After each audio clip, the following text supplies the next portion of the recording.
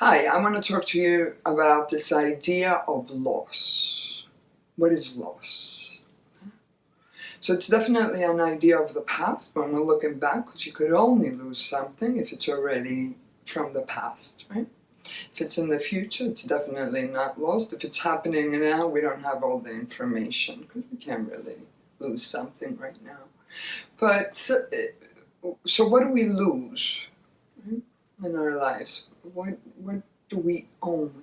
Because we come into this earth as babies, naked, with nothing, and in need of nurture, of love, right? That somebody else gives us. And then we die alone also, right? Going back into the elements. So there's this chain of connectivity, but what do we really own in this life? And I'm not talking about materialism, things that can be replaced with money, right? I'm talking about real stuff. Let's say losing a loved one, a relationship, a lover,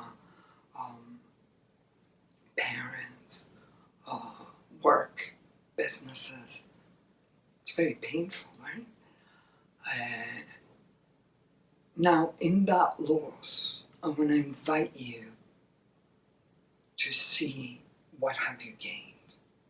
And maybe we could say, no, I just gained pain, and I get it, because that's the experience of loss. But the reality is that underneath that, there's something else. And what is that? What did we learn in the process of losing a loved one? Because this life is really based on expansion and learning. And maybe through the loss we contract, right? Because it's painful, and I get it. Right? But in that space, what did we learn? Because there's something that we definitely learned, and that's why it hurts. Is it the capacity that we can love deeply? Is it the capacity of devotion? Is it the capacity of our need to be loved and nurtured and give that back?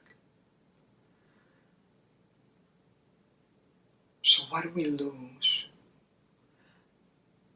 And can we take this loss and shift the idea? And instead of focusing on just that one thing, seeing the totality.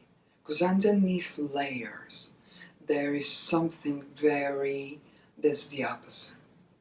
Because they coexist, right? It's a dichotomy. What do we gain? Finding what we've gained.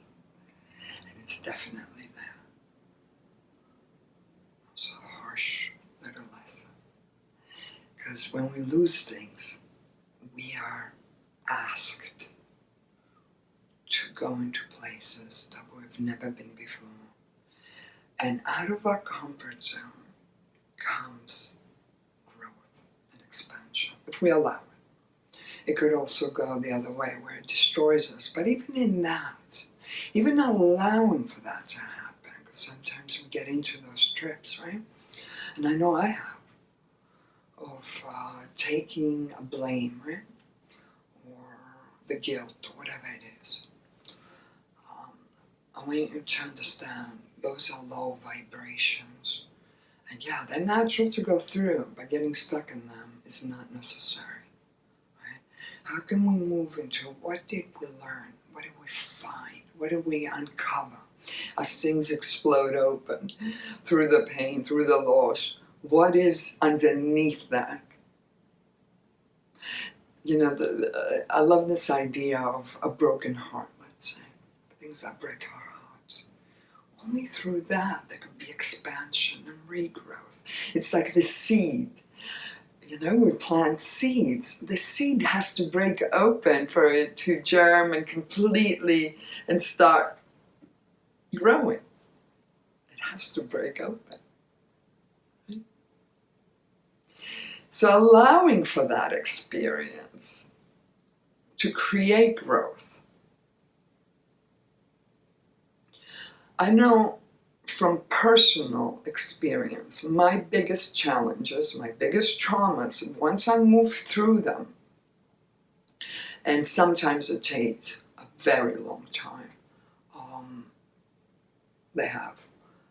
they become my biggest triumphs. Because the deeper the pain, the deeper they're up. You can't have down without up. So you're allowing that space.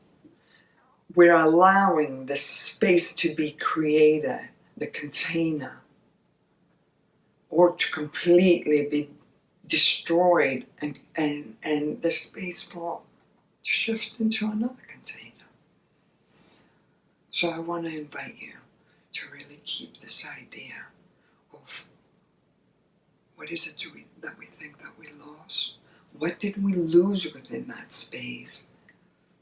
And in that space, what do we find?